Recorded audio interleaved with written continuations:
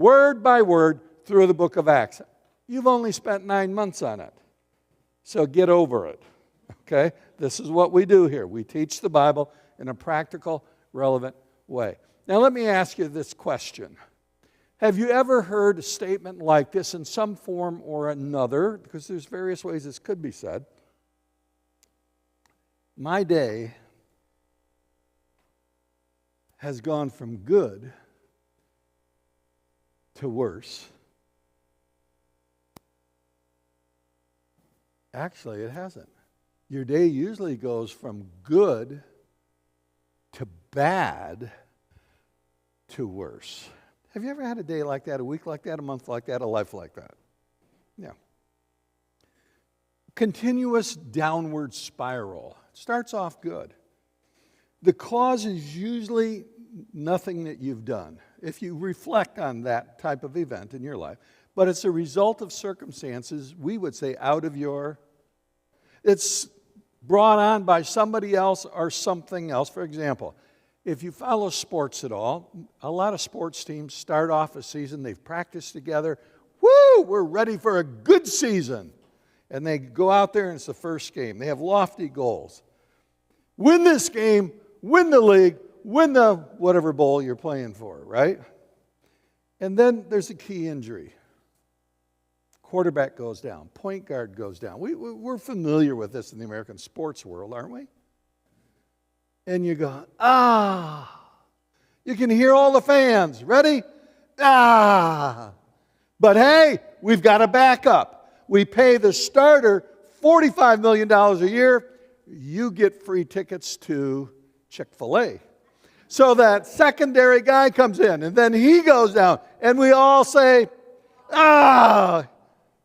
We've seen that, haven't we? I coached football for years. I remember 2 particular years especially where that sort of thing happened to the team that I was involved with. And you not only end up losing the first game, second game, but you have a miserable season. All your goals are shot in the whatever, and you don't accomplish anything, and you end up blaming everybody. It's your fault. It's the coach's fault. It's the fans' fault. It's the owner's fault. It's everybody's fault, but whatever happened to us. Gary St. Ange coached football a lot of years. You ever have a year like that? Goes from good to bad to worse? It happens.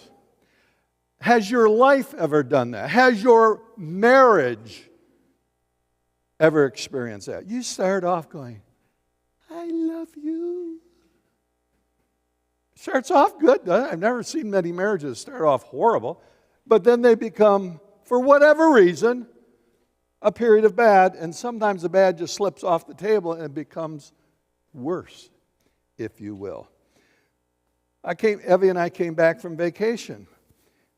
Had a great time out west. I came home. Day I came home, we returned, went to bed. I woke up the next day. The birds are chirping. Chirp, chirp. Gentle breeze. Sun in the air. And I remember looking out the window of my castle. I feel good. This is the best I felt good in forever. And then I said the thing you should never say. I can't even remember the last time I was sick. It's going on 4 weeks now. It started with a cold. You ever have just a common cold? I've gone through trees that have produced Kleenex. All right? Then it went into a sinus infection. Those are fun. Try putting your head down when you have a sinus infection. Then it went to an ear infection. Now I have walking pneumonia. From good to bad, I haven't reached worse yet because it could get worse. I feel I'm in the bad stage right now. Doesn't life go that way? At times.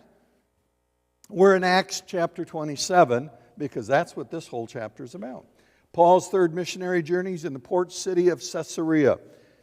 Paul has been arrested for his faith. If you've been here at all, you know this. He's been the target of an assassination plot. Okay? Keep that thought in mind. Jailed for several years to appease the Jewish leaders. What did he do? He was a Christian. We just went through Charlie Kirk, correct? Now, everybody in America is going, oh, this Charlie Kirk thing. Whoa, it's terrible. It's terrible. It is, right? But do any of you care about what's happening in Nigeria? Are you even aware of what's happening in Nigeria? Just this week, they showed a common grave of 100 villagers in this little village of somewhere in Nigeria. 100 Christians were slaughtered, not killed. They were what? Thousands of Christians in Nigeria have been martyred for no other reason, simple reason than they're Christians. Now, we hear about Charlie Kirk, everybody here, because we have the media, oh, terrible, terrible. You ever see 100 bodies stacked on top of each other? Heads cut off, arms cut off, women raped, babies slaughtered, for no other reason than they're what? Christian. That stuff happens in this world. We're in Acts 27. So Paul is in jail. He hasn't done anything wrong. He's suffered 3 trials the last 3 weeks. We've looked at these 3 trials. Now he's on his way to Rome.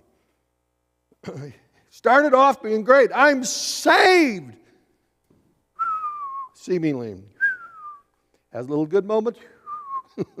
And he could look at his life going, life isn't treating me.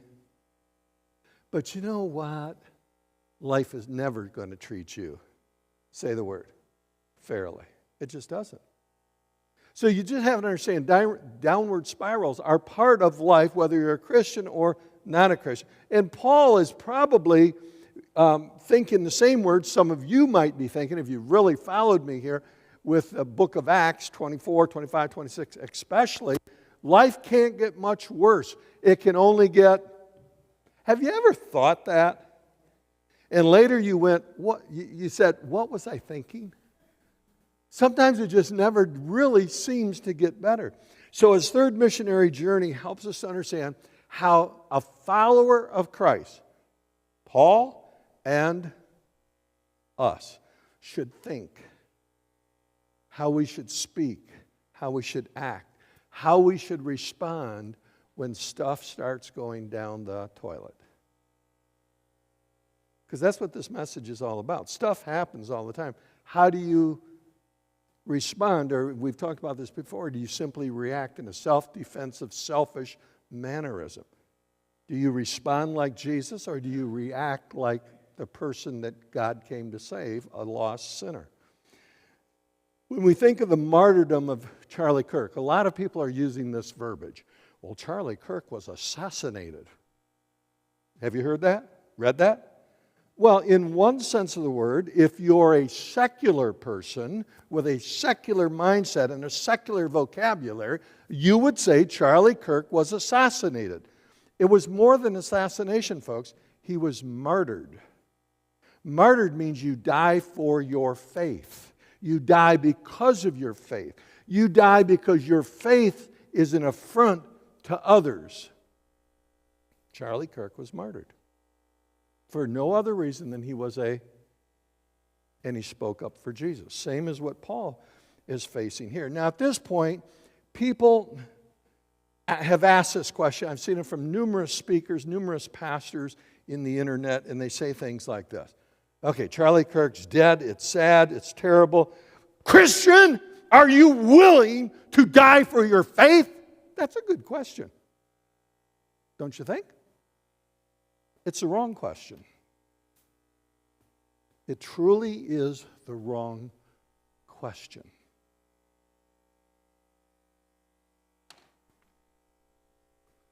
Would you die to save your spouse? Would you die to save your children?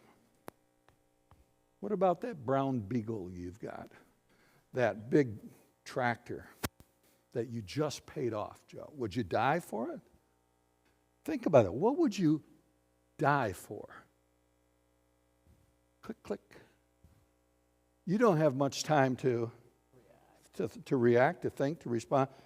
You better hope you would die for Jesus. It's a wrong question. Truly is the wrong question. The real question is this, whether that's Jesus or that's the Apostle Paul, the real question, the correct question is, are you willing to live for Jesus? Because in all likelihood, if I wanted to kill you, I could do it in 1 second or less. How many years do you think you have left? How many months do you have left? How many days do you have? I'll dare say you have more than 1 second. What do you think? Do you hope to that end? You hope so. Are you willing to live for Jesus, whether you have to die for him or not? Do you see the difference between the questions? One is very momentary.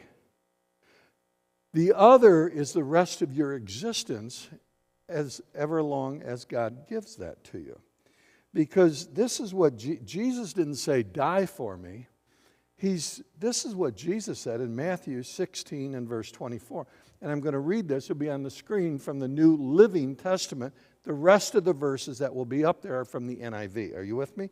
Here's what Jesus said. Notice, he didn't say, will you die for me? Jesus said to his disciples, are you one of them? Are you? Well, notice what Jesus says here.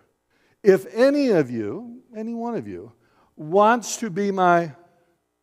So you say to yourself, am I really a disciple? Do I follow him? Or do you just attend church? Do you just pick up the Bible when it's convenient? Do you think about him on Easter and what's the other one? Oh yeah, Christmas. If you want to be my follower, if you want to turn from your selfish ways. Isn't that what it says? No, it doesn't. What did Jesus say? You must. This is a command, folks. It's not optional. Jesus said you must turn from your... So you call yourself a disciple, call yourself a follower of Jesus. Have you? Have I what? What? Turn from what? Notice you haven't... He's not asking you to turn from what the government's told you to do. He's not asking you to turn from what your family's told you to do. He's not asking you to turn from what your peer group says or some, I love this term, social influencer has told you to do. Turn from whose selfish ways? Yours. Take up your, what is it? Symbol of death. I have died to myself. I connect with Jesus. I bond with Jesus. And, what's the words? Follow me. See, the real question isn't whether you're willing to die for Jesus. It's, are you willing to live today for him? And then again when? Tomorrow. And then again when? The next day. Are you? That's what it means to be a Christian. It's not about you anymore. Taking up the cross implies that you surrender, set aside your own personal agenda, your plans, your ambitions, and make Jesus the center of your universe. We've talked about this before.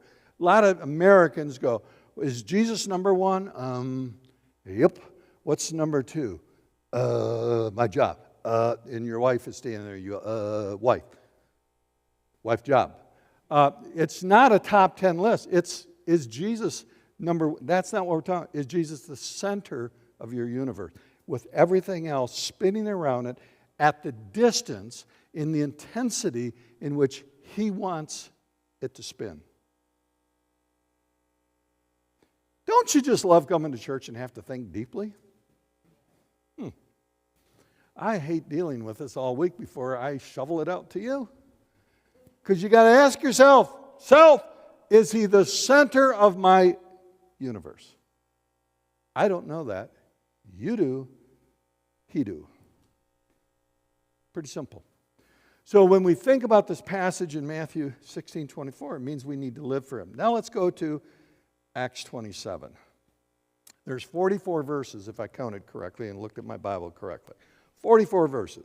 There are those churches, they do what's called expository teaching. Word by word, verse by verse. Try doing 44 verses in 40 minutes. Can't be done. So here at our church, we teach it's called expository. We start here and we go here and we go here. But we can't go through every verse. So we tend to break the section, a chapter of Scripture, a passage of Scripture into sections so it's more manageable. It's like looking at a plate full of food. You don't just go, unless you're 2 years old. You take your peas last. You eat your mashed potatoes, a little gravy, turkey. You look at the peas, you go, yeah, I'm coming there. A little bit at a time from around the plate, that's what we're doing. I'm dividing this chapter into 3 sections. Look at somebody, make sure you hold up 3, say 3 sections. Do that right now. 3, so how many sections? 3 sections. And there's one primary theme. How many themes that we're looking at? 1. Now you can look at other themes. Today we're looking at one theme. The 3 sections of this chapter reveal the one overriding theme that we're going to talk about. If we had to look at this chapter, it's in your notes. If you've got your notes, you're online, whatever. You could divide this chapter in 3 different ways. Okay? Paul exits Israel and sails for Italy. What's he do for Italy? Sails. He's right here, and he's got to sail, because you don't walk on water. Only one person can do that. Well, maybe Peter, a little bit. There's no airplanes, so you got to sail over to Rome. That's a long way to go, especially when the weather is bad. Paul exits Israel and sails for Italy. That's the first 12 verses. Paul encounters a storm on his journey. When I looked at this text, I thought, that's so life. We start off sailing. Whee! We're like the little pig out the window. Whee! We're enjoying life. Everything's going good. Wind's in our hair. All right? All of a sudden there's a storm. Where'd the storm come from? You don't know. It's just a storm. Did you ask for the storm? No. It just appeared. So somewhere in here, they come down, everything's whee! Start getting about here, and then the weather turns bad. The Mediterranean Sea in late summer, or late fall, into winter is horrible. You don't sail that in an open boat, not if you want to live. And the crew decides, we can make it. You ever been with somebody and goes, we can make it? And Tim Reed's not here. We've got this great story. He had a really nice car. And we're driving it, and we're going probably 65 miles an hour in a 20-mile-an-hour zone. Kids, you did not hear that your pastor did that. And then there's this curve. I can take you right down into Penfield, show you the curve. And Tim's driving along, and he starts to brake. I said, don't brake. We can make it. We ended up in a cornfield so far out there, his nice little car wasn't so nice afterward. So they hit a storm, and then they're just thrashed about until they're shipwrecked. So the sailing is verse 1 through 12. The storm is verse 13 through 26.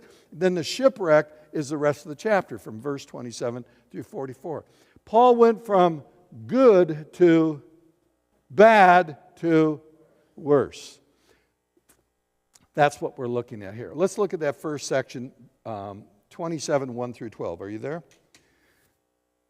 Reading in verse 1. When it was decided that we would sail for Italy, Paul's out of jail. He got a get out of jail card.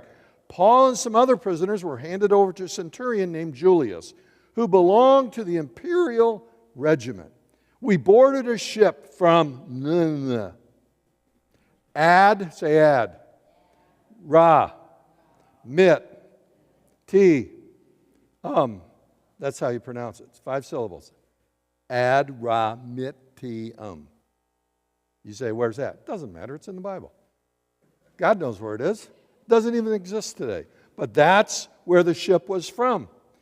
About to sail for ports along the coast of the province of Asia. Remember, Asia's Turkey in this area. And I love this. We put out to sea. Who put out to sea? See, it's one of those things that you read over, but your brain doesn't really, because you're not really looking to study, you're just casually reading to be familiar. But it says we. Not the pig out the window going, wee! It's a different we. Paul, who's we? The guy writing the book. Who wrote the book of Acts? Paul did not. Luke. So there's Paul, there's Luke, and there's this guy named Aristarchus. We learned about him in Acts 9, if that rings a bell, Acts 19, verse 9. He was beat up by a mob back in the city of Ephesus. They thought they were getting Paul, they got Aristarchus. I'm not Paul. Smack, smack, smack. Okay, he got beat up because he hung out with Paul. So he's rejoined them. There's at least 3 believers here. Look at verse 3. Oh, by the way, Aristarchus was a Macedonian. We've learned about that. From the city of Thessalonica was with us. Then it goes on. The next day we landed at Sidon. So if you're looking at Sidon, Paul starts out here, okay, going from Caesarea, going up the coast to Sidon. Not very far, but that's where you would go. You'd work your way up the coast, bring on supplies, let people off, bring on new passengers there. And Julius, who's Julius? Roman centurion, in kindness to Paul, allowed him to go to his friends that they might provide for his needs. Julius is a good guy. He's a Roman, but he's a what? He's a good guy. So Paul's off here. He's going to 7-Eleven. He's visiting some friends. He's texting, doing a little selfie there before they get back on the boat. And they pass to the lee of Cyprus. Where's Cyprus? You see, we're geographically challenged as Americans. Cyprus is here, to the lee. To the lee means away from the wind. Look at somebody and say, lee means away from the wind. Say that right now. Look at somebody. Show what a nautical genius you actually are.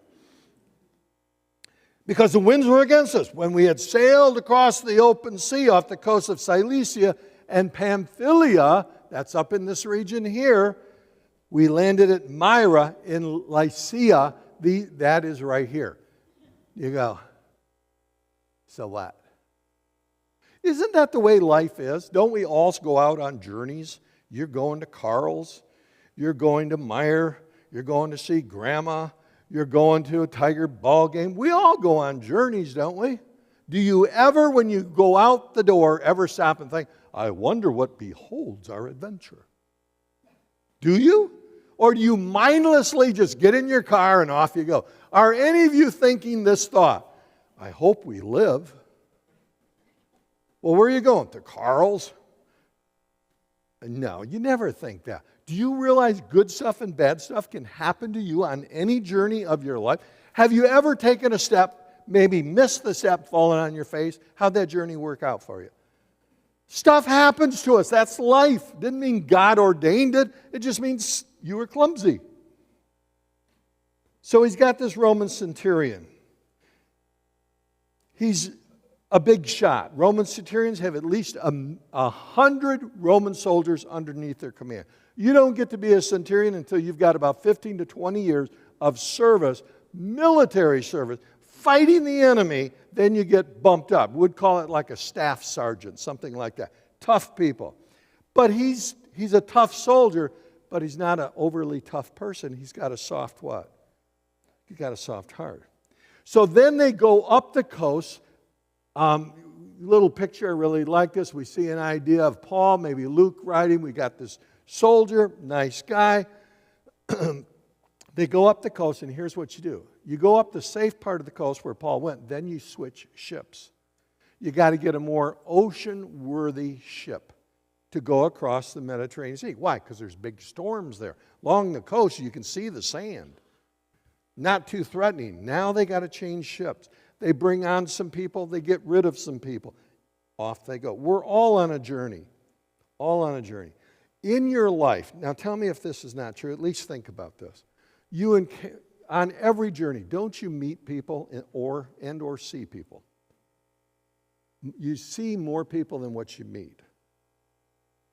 Meet means you have a conversation. Here's the thing I've learned on my journeys in life. Some people you meet are harmful. You don't even know it. Flying through Atlanta airport, I had my passport stolen. Stolen. Not dropped, stolen. How do you know? Because I reached into my bag because my plane was boarding overseas and I went for my passport. Guess what? Wasn't there. And I'm going like this and the lady says, is that your bag? I went, yeah. She said, some guy was just in that bag, took something. I thought it was his bag. I said, what guy? What guy? That guy there. I said, hey! Cross the concourse. Is this yours, kind sir? No, you know what he did? He started running with my passport. My plane is boarding. I'm running after him. That's when I didn't have pneumonia and I used to be in shape. I'm gaining ground. I'm a football coach. This guy's going down. I don't care how big he is. He's going down. He's going to get pummeled by Jesus, I thought. And then he went with the passport in the air and took off. I got my passport, got on the plane. Sometimes you meet people that are harmful, you think? You don't even know it, but they turn out to be harmful. You meet people that are hateful. You don't know it at the time. But you learn to hate them because of who they are and what they've done and maybe what they stand for. You just detest this person. You ever had a creep? Don't look around the room. You ever had a creep where the person just, you run into hateful people? There are people who are helpful. So you have people who are harmful, hateful, helpful. You ever run into helpful people? I love the guy when you stop and say, can you tell me how to get from here to there? Help. And for the next 15 minutes, you listen to the direction on how to go down here, quarter of a mile, turn right, there it is. They're telling you about Billy Bob. They're telling you about the tree that they climbed. Yeah, they're helpful to some degree. Then there are people who are hopeful. You ever meet somebody that you're hopeful for them? You're hopeful for what they can do for your business, what they can do for your church, maybe what they can do for your... And you never know it when you set out on a journey. That's why when I say get off your blessed assurance, walk across the room, get to know somebody in this congregation, you could be meeting your next best friend. Well, I've got enough friends. Let me get your name and address, because you're coming off my Christmas card list with an attitude like that. Okay, we meet people on our journeys, no, don't we? Yeah, of course we do. When I read this section of Scripture, I reflected about some of the places, some of the people, and just the pace of the journey of my life. People I've encountered, places I've gone. I'm very grateful for that. I'm grateful for what God has brought to me in the good moments of life. Are you? You hope so. And even when stuff starts to go bad, you've got to understand your predicaments in life are nothing more than possibilities. Your obstacles are nothing more than what? Opportunities. So even though things could go bad, even though you're uncertain, I'm not the overwhelming optimist. The sun will come up tomorrow. Not if you live in Alaska, certain times of the year. Okay? So what I tend to do is look at things and say, what can God use this for? Not complain and gripe and moan about what is, but what could be. Very good. After switching ships, look at verse 9. Paul begins to see the signs of trouble. And it says in verse 9, we had lost a lot of time. The weather was becoming dangerous for sea travel because it was so late in the fall, and it gets horribly dangerous in the Mediterranean. And Paul spoke to the ship's officers about it. Way to go, Paul. I thought to myself, have you ever overlooked or looked past signs of trouble only to face larger difficulties later? Husbands and wives, have you?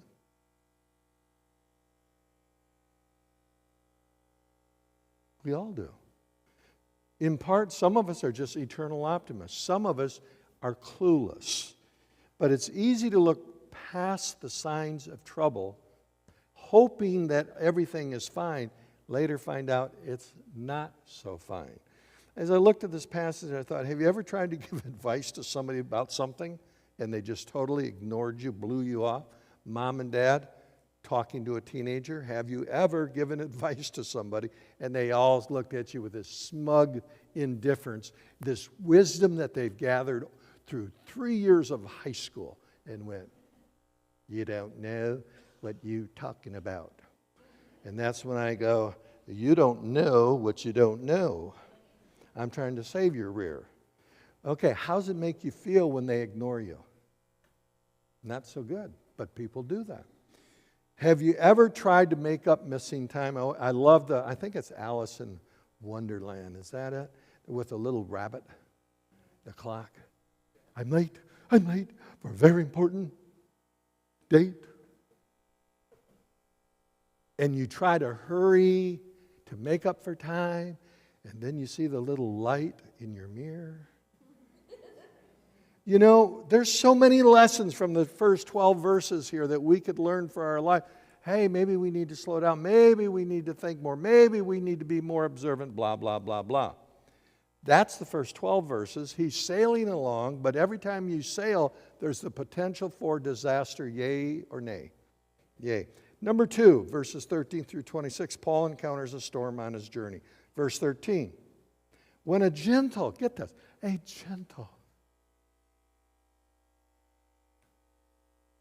south wind began to blow.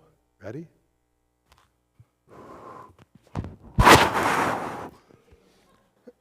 They saw their opportunity, so they weighed anchor, sailed along the shore of Crete. It's a south wind. That's the way sailors want to see the wind coming in the Mediterranean.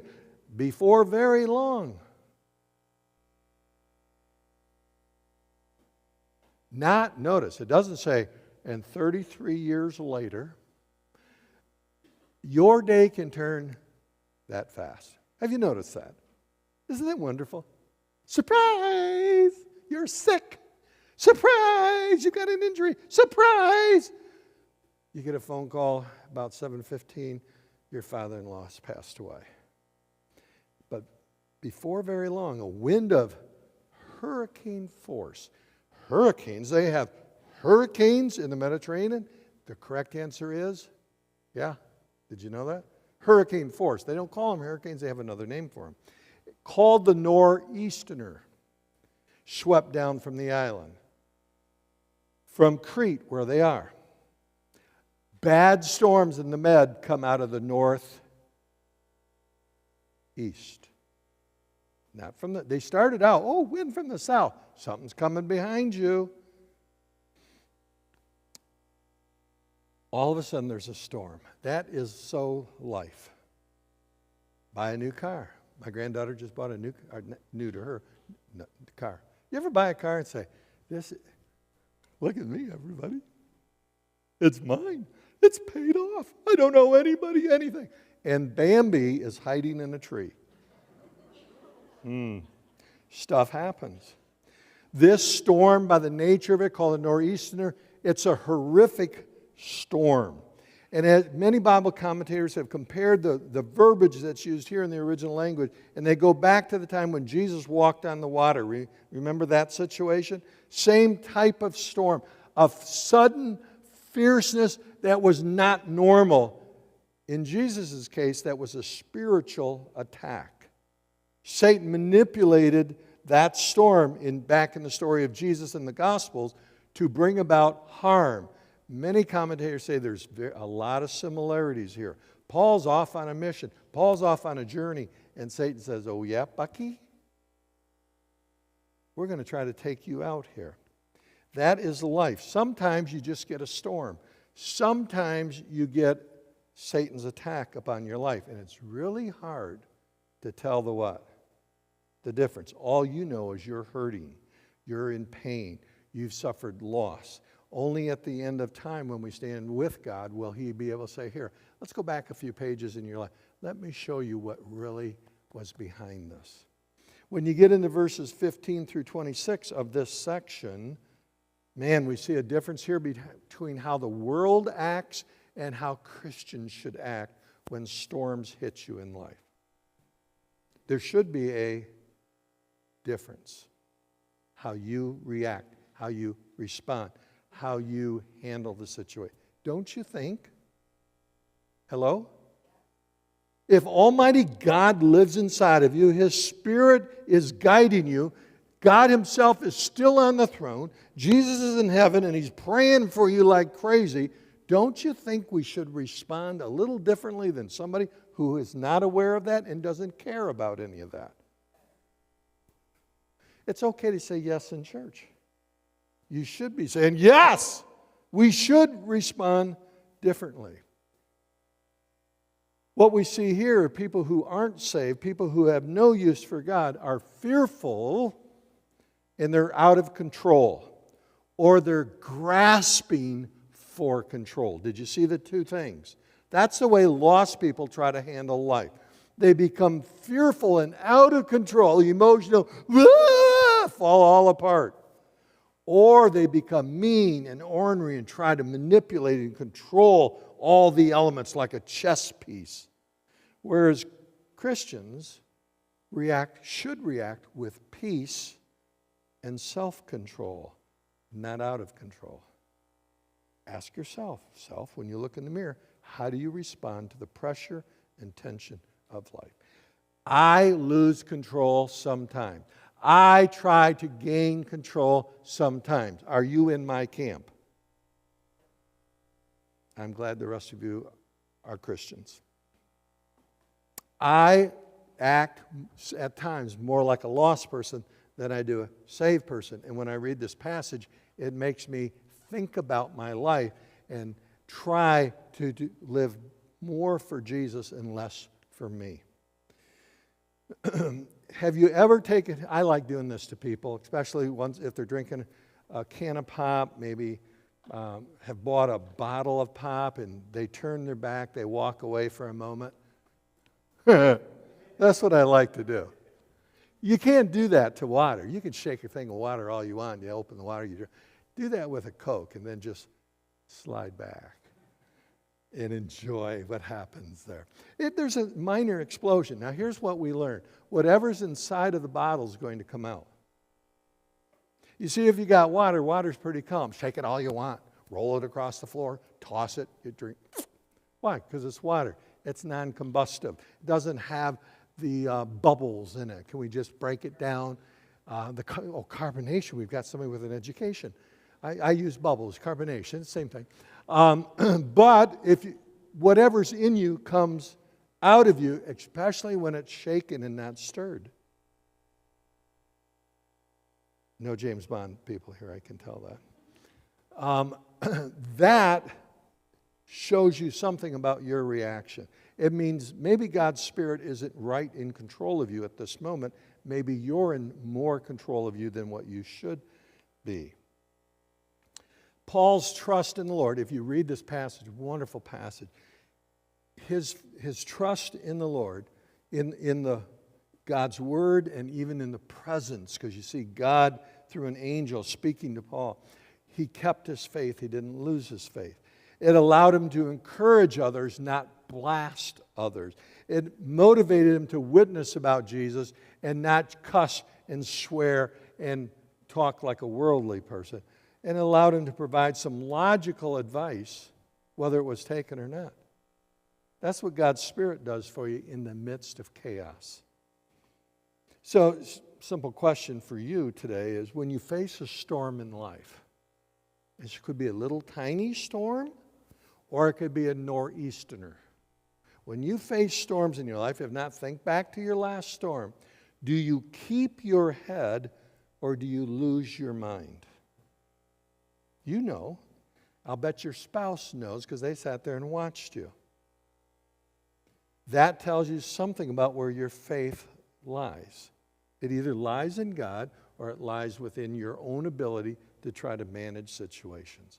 So Paul now has gone from sailing. He's got his head overboard with a little spinner, and what's he saying? Whee! He's enjoying life. All of a sudden the wind changes, and that's how quick life can change. And if the storm continues, and there are storms in your life that will continue for a prolonged period of time. Have you ever had an aging parent with dementia? Have you ever had a parent or grandparent who had cancer? Have you ever watched a child of yours or a grandchild make a series of bad decisions until their life is ruined? You can face shipwrecks in your life. Verse 27. We're going to go quickly here. On the 14th night, the storm's lasted now 14 nights, which is unusual. It's at least twice the length of what a normal northeasterner would be in the Mediterranean. On the 14th night, we were still being driven across the Adriatic Sea when about midnight the sailors sensed they were approaching land. I don't know how a sailor would know that. That's why they've got the job, and I don't. Verse 29, fearing that we would be dashed against the rocks. Haven't you seen movies where that happens? Doesn't that look like a pleasant experience? They dropped 4 anchors from the stern and they prayed for daylight. Have you ever come to the point where your storm is so bad, all you can do is get on your knees and you just pray that it ends? Or maybe that your life ends. Or that somebody else's life ends. But you just know you're tired and you don't want to go what? Any further. That's where he is. This is Paul, the man who did nothing but serve God. God allowed this in his life. 14 days is a long time. Look at verse 39. Bump down to verse 39. When daylight came, they did not recognize the land. It was Malta. They had never been there. That was not their intended journey, as Paul had never been there. But they saw a bay with a sandy beach where they decided to run the ship aground if, what? If they could. Verse 40, cutting loose the anchors, remember they had 4, just to slow them down, they left them in the sea and at the same time untied the ropes that held the rudders. Then they hoisted the foresail. I'm not a nautical person, but I've watched movies. They hoisted the foresail to the wind and made for the beach. Can you picture this? Verse 41. But the ship struck a sandbar and ran aground. The bow stuck fast and would not move, and the stern was broken to pieces by the pounding of the surf. Look at verse 42. Okay, it's gone from good to bad, worse. Sailing to storm to shipwreck. It's all over, right? No. Verse 42. The soldiers plan to kill the prisoners. What? Lest they get away. Because, Roman soldier, you're my prisoner. If you get away underneath my watch, my life pays for you. Death penalty. So if you're a Roman soldier, how many prisoners are you going to let go? Yeah, because you got to pay for it. You're lucky if they would simply garnish your wages or take away your estate or enslave your spouse and children. They'll probably kill you as a soldier so that you're what's the word I want? Thank you. Example to all the other soldiers. The soldiers plan to kill the prisoners to prevent any of them from swimming away and escaping. Verse 43. I just love this story. But the centurion, remember, he's a what kind of guy? Julius? He's a good guy. But the centurion wanted to spare Paul's life and kept them from carrying out their plan. Remember, he's in charge. He ordered those who could swim to jump overboard first and get to land. The rest were to get there on planks or on other pieces of the ship. In this way, wow. What? Everyone, what? Hey, shipwreck. Welcome to your new life normal. Have you ever heard that? That phrase? You didn't ask for it. You didn't ask to go to this land. You didn't get one beat up by the surf, but that's your life. You didn't ask to have your spouse die. Welcome to your new life normal. You didn't ask for a disease. You didn't ask to lose your job. You didn't ask for your boyfriend, girlfriend to sayonara and say goodbye to you. You started out wanting to win all the games and you lost them all. Your new life what? Normal. Have you ever experienced a new life normal? Thrust upon you. You didn't want it. It's all you got. Yes? Do you realize up to this point, this journey has taken about 9 months? Watch this. Whee! Whee! Ooh. Whoa. That was life. It doesn't always go that fast. Sometimes it's a very painful process. So when that happens, how do you respond? How do you react? Here's just some of the ways that you and I'll bet, have managed to react to the shipwrecks in our life.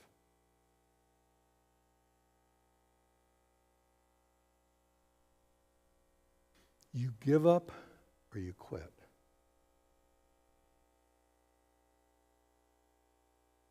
Amy's mom, my wife, died in my arms years ago, 25 years ago. Seemed like yesterday. Hardest thing for me to do was not to hear the news, was not to call people and tell them. Hardest thing in that whole experience for me to do was, as I lay there in bed the next morning, went to bed about midnight, woke up at like my normal time, 5 in the morning. It was to make a decision. Do I kill myself or do I get out of bed? Nobody here will ever know the struggle that I had or the struggle that many of you have had when you faced a shipwreck. True? We can hear it, we can feel it, but you don't know what I felt, and I never will know what you feel. Do you give up or quit, or do you muster something from down within and make yourself sit up? Do you take things into your own hands? Do you lash out in anger or violence towards somebody, wanting to blame them so you don't have to bear it all? Do you reach out and help somebody? Julius he didn't have to, but he did. Somebody just helped the guy. Or do you just abandon people and walk away from them, save your own rear? Do you take pieces of what is left in your life, little boards, little planks? I don't even think they had the round donuts on those ships, that, the lifesaver. Do you just take what is left of your life, hold on to it, and try to rebuild a new life? Because you'll never have the same life after a shipwreck. Do you understand that? Never have the same life. It could be similar. Does the name Job ring a bell to you? All Job could do is try to take what he had, live long enough until God opened up a new life for him. Now that's a lot of stuff that I got out of this chapter. 3 sections. Whee! Whoa! Wow! Whatever terms you want. It just went down. So here's your life lessons. If you've got notes, you can fill in the blank. If you're into blanks, you can look at the notes. They'll be online. Here's lessons that Don, your pastor, got from this. First and foremost, what's the big point here? You said there's one overriding theme, one underlying theme, if you will, that these 3 sections point to. Here it is. God is always, key word is always, aware. That's your first blank. God's always aware of what's going on in your life. God is always aware, in control, and extremely purposeful. There's a reason for everything that we face in life, whether you like it or not. God wants to shape your character so you're prepared for heaven. In order to do that, sometimes He has to use harsh means, allow harsh means in our life to strip us of our self-confidence, our cockiness, our dependence on things of this world, so that we only have one place to look. In what direction might that be? Up. I think many of you have heard this story. It's very, very dear to my heart because my wife was a cross-stitcher. If you don't know what that is, Google will tell you. And she would be cross-stitching this piece of material with beautiful threads, and if you sat down below where she is cross-stitching, You look up and all you see is a wad that is not so pretty, and you're going, that is the stinkingest, ugly thing I've ever seen in my life. But see, that's your perspective from down here looking where? Up. But only when you get the upper view looking down do you see the beauty, the intentionality, the purposefulness, and the face of the one who's doing the cross-stitching. That's God. He's putting things together in our life so that we appreciate Him and we're not hung up on this world. Here's a second lesson. Our predicaments are always possibilities. Our predicaments are always possibilities. Our obstacles are always what? Opportunities. Doesn't mean you see it right off, because probably you're like me. You've got tunnel vision. All you see is the pain, the problem. But God has a purpose behind that. And the third thing is this. We have a choice as to whether we will react negatively, self-defensively, if you will, if that's a word, carnally, like a pagan would to this world, or we respond as somebody who trusts God with what He is doing on our behalf.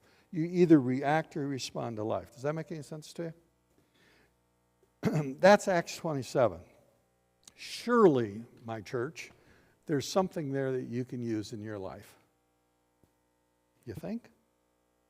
I'd like to know if God used any of this in your life, challenged your thinking, made you reevaluate things, some sort of a commitment. Or you're going, you know what, you're an idiot, you don't know what you're talking about. I'd love to have a cup of coffee with you and talk more about this. I'm game for all of it. But if we don't really hear what God's trying to teach us in His Word, we have no growth. And if there's no growth in our lives, we're not prepared to be in His presence. That's why the Bible's here. So I had to wrestle with this all week. Look at how I react. Look at my past. Look at what I'm dealing with now.